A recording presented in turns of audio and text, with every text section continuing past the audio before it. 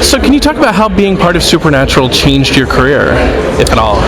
Yeah, I mean, it's, more than anything, it's made me feel more relevant to fans, to have that, to hear the fans' input and you receive that and then talk back. I mean, you never really had that before, you have that in theater, you don't have this much in TV.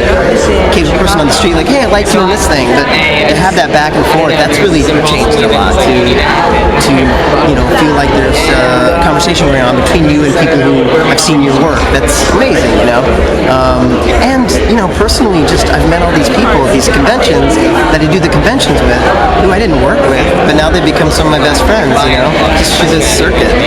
So what do you think Chuck would make of some kids making a play out of his books? I think he would be really thrown at first, and probably pretty overwhelmed by it. Like, wait, they're doing what? Huh? Wait, what?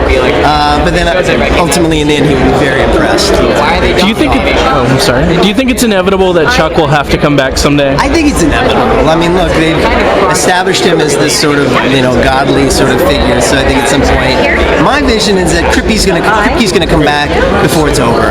And when he comes back, I've got to come back, because I'm kind of the embodiment of him, right? So